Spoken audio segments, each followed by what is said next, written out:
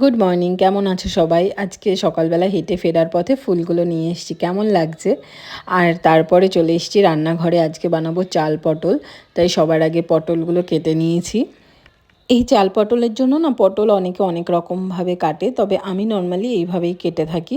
তো পটলগুলোকে কেটে নেওয়ার পরে আমি কিছুটা গোবিন্দভোগের চাল এখানে ভিজিয়ে রেখেছি ভালো করে ধুয়ে নিয়ে। আর একটা পাত্রে কিছুটা ধনের গুঁড়ো, জিরের গুঁড়ো, চিনি, লবণ, লঙ্কার গুঁড়ো, হলুদের গুঁড়ো সব একসঙ্গে জলের সঙ্গে মিশিয়ে নিয়েছি। আর এর সঙ্গে না আদা বাটাটাও তোমরা চাইলে মিশিয়ে নিতে পারো। আমি প্রথমে ভুলে গিয়েছিলাম, তারপরে মিশিয়ে নিয়েছিলাম।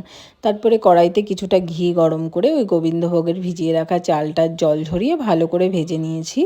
তারপরে কড়াইতে সর্ষের তেল দিয়ে একে একে পটলগুলো ভেজে নিয়েছি প্রথম, তারপরে একে একে আলুও ভেজে নিয়েছি। তারপরে সর্ষের তেলের ভেতরে গোটা গরম মশলা ফোড়ন দিয়ে যেই মশলাটা বানিয়ে রেখেছিলাম, গুলে রেখেছিলাম আর কি জলে, সেইটা ভালো করে কষিয়ে নিয়ে তার মধ্যে চালগুলো, আলুগুলো, পটলগুলো সব একসঙ্গে ভালো করে মশলার সঙ্গে মিশিয়ে কষিয়ে নিতে হবে।